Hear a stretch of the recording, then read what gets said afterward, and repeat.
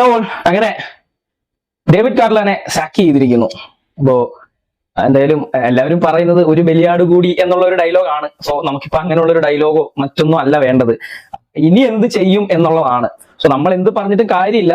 നമ്മൾ എന്ത് പറഞ്ഞാലും മാനേജ്മെന്റ് അതനുസരിക്കാൻ പോകുന്നില്ല. ഫാൻസിന് യാതൊരു വാല്യൂം കൊടുക്കാത്ത ഒരു മാനേജ്മെന്റ് ആണ് നിർഭാഗ്യവശാൽ നമുക്കുള്ളത്.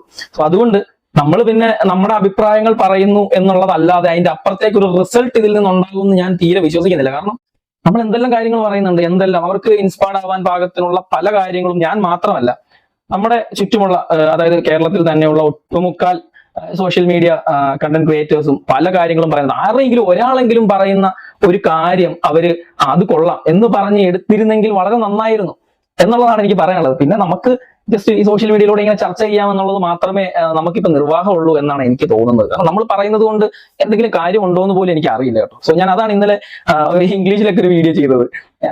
അവര് കേൾക്കുവാണെങ്കിൽ കേൾക്കട്ടെ, എന്റെ വിഷമം ഞാൻ പറഞ്ഞതാണ് അതില്. അപ്പൊ ഇനിയത്തെ കേസ് അപ്പം ഡേവിഡ് കാർലാനെ സാക്ക് ചെയ്തു, പകരം അവര് ആഷ്ലിൻ വെസ്റ്റ്വുഡിനെ കൊണ്ടുവരാൻ പോകുന്നു എന്നൊക്കെയുള്ള റൂമറൊക്കെ വരുന്നുണ്ട്.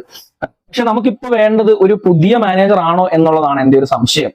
കാരണം നമുക്കറിയാം ഇപ്പോഴത്തെ ഒരു സാഹചര്യം, ഇപ്പോഴത്തെ ഒരു സിറ്റുവേഷൻ എന്ന് പറഞ്ഞു കഴിഞ്ഞാൽ വളരെ പരിതാപകരമാണെന്നുള്ള കാര്യം എല്ലാവർക്കും അറിയാം. അപ്പോ നമുക്കിപ്പോ എന്റെ ഒരു അഭിപ്രായത്തിൽ നമുക്കിപ്പോ വേണ്ടത് നമ്മുടെ ടീമിനെ അറിയാവുന്ന, അല്ലെങ്കിൽ നമ്മളുമായിട്ട് വളരെ കണക്ട് ചെയ്ത് നിൽക്കുന്ന, അല്ലെങ്കിൽ നമുക്ക് വേണ്ടി, അതായത് ഈ ക്ലബിന് വേണ്ടി എല്ലാം കൊടുക്കാൻ തയ്യാറായി നിൽക്കുന്ന ഏതെങ്കിലും ഒരു മാനേജർ എത്തുക എന്നുള്ളതാണ് ഏറ്റവും ബെറ്റർ. കാരണം എന്തെങ്കിലും നമ്മുടെ ഈ ക്ലബുമായിട്ടും ഇവിടുത്തെ ആരാധകരായിട്ടും ഈ ടീമുമായിട്ടും ഒക്കെ ഒരു കമ്മിറ്റ്മെന്റ് ഉള്ള ആരെങ്കിലും എവിടുന്നെങ്കിലും പൊക്കിക്കൊണ്ട് വരിക എന്നുള്ളതാണ് ഇപ്പോഴത്തെ ബെസ്റ്റ് ഓപ്ഷൻ എന്ന് എനിക്ക് തോന്നുന്നു. സോ ഞാൻ ഈ പറയുമ്പോൾ നിങ്ങൾ വിചാരിക്കും ഇവാൻ വിക്കുമനോവിച്ച് എന്ന നമ്മുടെ ആശാനെ തിരിച്ചു കൊണ്ടുവരണം എന്നാണ് ഞാൻ ഉദ്ദേശിക്കുന്നത് എന്നുള്ളത്.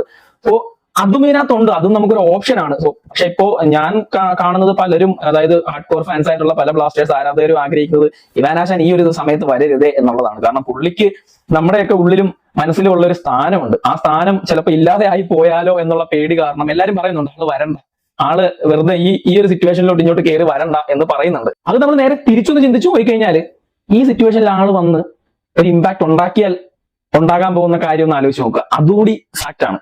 അപ്പോൾ ആൾക്ക് നല്ല ഭയങ്കര ഒരു കണക്ഷൻ നമ്മളുമായിട്ടുണ്ട്, ആൾക്ക് ടീമുമായിട്ടുണ്ട്, ക്ലബിനോടുണ്ട്. സോ അപ്പൊ അത് നമുക്ക് യൂസ് ചെയ്യാൻ പറ്റും എന്ന് ഞാൻ വിചാരിക്കുന്നു. സോ അതേപോലെ തന്നെ നമുക്ക് ഈ എൽക്കോ ഷെട്ടോരി എന്ന് പറയുന്ന മാനേജർ, പുള്ളി എവിടെയാണെന്ന് എനിക്കൊരു ഐഡിയ ഇല്ല. പുള്ളിനെയൊക്കെ ഒന്ന് വിളിച്ചു നോക്കാൻ പറ്റുമോ മാനേജ്മെന്റ്?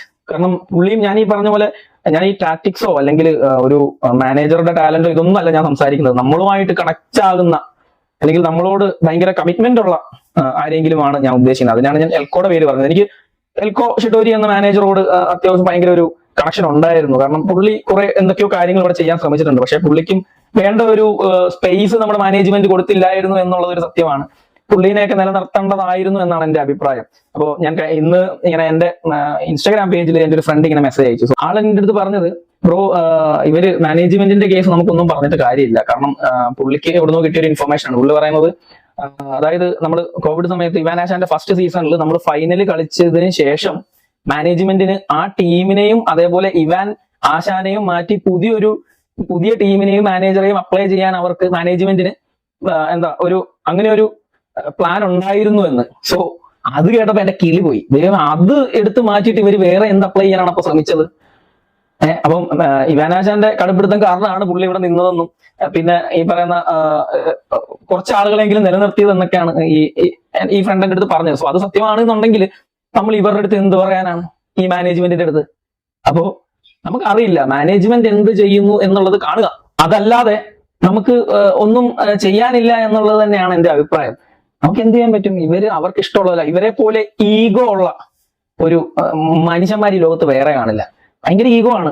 അവര് പറയുന്നത് മാത്രമാണ് ശരി എന്നുള്ള ഒരു അവര് പറയുന്നതും അവര് ചെയ്യുന്നതും അവരുടെ നിലപാടുമാണ് ശരി എന്നുള്ളതാണ്. ഫാൻസിന് യാതൊരു രീതിയിലുമുള്ള ഒരു വോയിസോ അല്ലെങ്കിൽ ഒരു സ്പേസോ കൊടുക്കാത്ത ഒരു മാനേജ്മെന്റ്. ഞാൻ ഇപ്പോഴും പറയുന്നത്, ഞാൻ കഴിഞ്ഞ ദിവസം പറഞ്ഞ വീഡിയോയിൽ ഞാൻ ഇത്രയും സ്ട്രഗിൾ ചെയ്ത് ട്രാവൽ ചെയ്യുന്നു, അല്ലെ ഇത്രയും സ്ട്രഗിൾ ചെയ്യുന്ന കളി കാണാൻ വരുന്നു, ഫുഡിന്റെ കേസ്, ട്രെയിനിന്റെ ടൈമിങ്, പരിപാടി, ഞാൻ ഒരുപാട് സ്ട്രഗിൾ ചെയ്യുന്നുണ്ട്. സോ നമ്മൾ ഇത്രയും സ്ട്രഗിൾ ചെയ്ത് വരുന്നത് ഒറ്റ കാര്യം കൊണ്ടാണ്, പാഷൻ കൊണ്ടാണ്, ഫുട്ബോൾ പാഷൻ. അപ്പൊ എനിക്ക് മാനേജ്മെന്റിനോട് പറയാനുള്ളത് ഇത്ര മാത്രമാണ്: without emotions football is nothing എന്നുള്ളതാണ്. സോ നിങ്ങൾക്ക് ഇമോഷൻസ് ഇല്ലാത്ത ആളുകളാണ് നിങ്ങളെങ്കിൽ നിങ്ങളിൽ ഫുട്ബോൾ ഇല്ല എന്നുള്ളതാണ് ഇതിന്റെ അർത്ഥം. നിങ്ങൾ ഫാൻസിന്റെ ഇമോഷൻ നിങ്ങൾ കാണുന്നില്ല, അല്ലെങ്കിൽ ഫാൻസിന്റെ പാഷൻ നിങ്ങൾ കാണുന്നില്ല, നിങ്ങൾക്കേ പാഷൻ ഇല്ല. അപ്പൊ പിന്നെ നിങ്ങൾക്ക് ഒരു ഇമോഷൻ, നിങ്ങൾ ഈ ഫാൻസിനെ നിങ്ങൾ സ്നേഹിക്കുന്നില്ലേ? ഈ ഫാൻസ് ഈ ടീമിന് കൊടുക്കുന്ന സ്നേഹം നിങ്ങൾ കാണുന്നില്ലേ? അപ്പം ഇതൊക്കെയാണ്. അപ്പം അവർക്ക് ഒരു ഇമോഷനും ഫാൻസിനോട് ഇല്ല എന്നുണ്ടെങ്കിൽ എന്ത് ചെയ്യാനാണ്? നമുക്കൊന്നും ചെയ്യാൻ പറ്റില്ല. നമുക്ക് ആകെ പറയാൻ പറ്റുന്നത് ഇത്രേ ഉള്ളൂ, മാനേജ്മെന്റ് ഔട്ട് എന്നുള്ളത് മാത്രമാണ്. ഈ മാനേജ്മെന്റ് കൊണ്ടുവരുന്ന ഓരോ മാനേജർമാരും ഇവിടെ എന്താ കാണിച്ചുകൊണ്ടിരിക്കുന്നത്, എന്താ ചെയ്തുകൊണ്ടിരിക്കുന്നത് എന്നൊക്കെ ചോദിച്ചു കഴിഞ്ഞാൽ എനിക്ക് തോന്നുന്നില്ല അവരെയൊക്കെ കുറ്റം പറയാൻ പറ്റുമെന്ന്. ഇങ്ങനെ ഒരു മാനേജ്മെന്റിന്റെ മുന്നിൽ അവര് ഇതല്ലാതെ വേറെ എന്താ ചെയ്യേണ്ടത്? ഈ മാനേജ്മെന്റ് എപ്പോഴും ശ്രമിക്കുന്നത് എല്ലാ കുറ്റങ്ങളും മാനേജറുടെ തലയിൽ, അതായത് ഹെഡ് കോച്ചിന്റെ തലയിൽ വെച്ച് കെട്ടാനാണ് ശ്രമിക്കുന്നത്. നമ്മളിപ്പോ കഴിഞ്ഞ ദിവസം തന്നെ കണ്ടു ഇവാൻ ആശാന്റെ മേലെ എന്തൊക്കെ ആരോപണങ്ങളാണ് അവർ വെച്ചതെന്ന്. ഇപ്പം അസറിനെയും ഐമനെയും വിറ്റപ്പോ പറഞ്ഞത് എന്താ, ഡേവിഡ് കാറ്റ്ലാക്ക് പ്ലാനില് ഇവര് ഇല്ല എന്നുള്ളതാണ് പറഞ്ഞത്. ഇവരില്ലാത്ത പ്ലാൻ അതെന്തായിരുന്നു? ഇത്ര ദിവസം കൊണ്ട് നമ്മൾ ആ പ്ലാൻ കണ്ടുകൊണ്ടിരിക്കുക. ഇതേപോലെ തന്നെയായിരുന്നു ഡൈസിനെ വിട്ടപ്പോഴും പറഞ്ഞത്, ആശാന്റെ പ്ലാനിൽ ഡൈസ് ഇല്ല എന്നായിരുന്നു പറഞ്ഞത്. അപ്പൊ അങ്ങനെ ഓരോ പ്ലെയേഴ്സിനെ തൂക്കിയിരിക്കുമ്പോൾ പറയുന്നത് കറന്റ്ലി ഉള്ള മാനേജറുടെ പ്ലാനിൽ ആ പ്ലെയർ ഇല്ല എന്നാണ് പറയുന്നത്. അപ്പൊ ഇങ്ങനെ നമ്മളോട് കള്ളവും കൂടി പറഞ്ഞുകൊണ്ടിരിക്കുന്ന ഒരു മാനേജ്മെന്റ് ആണ് നമുക്കുള്ളത്. അപ്പൊ അവരുടെ അടുത്ത് നമുക്ക് മാനേജ്മെന്റ് ഔട്ട് എന്നുള്ളതല്ലാതെ മറ്റൊന്നും പറയാനില്ല. എന്താ ചെയ്യുക? ഇനിയിപ്പോ ആര് വരും, ആര് രക്ഷിക്കും? നമുക്ക് നോക്കാം. Thank you.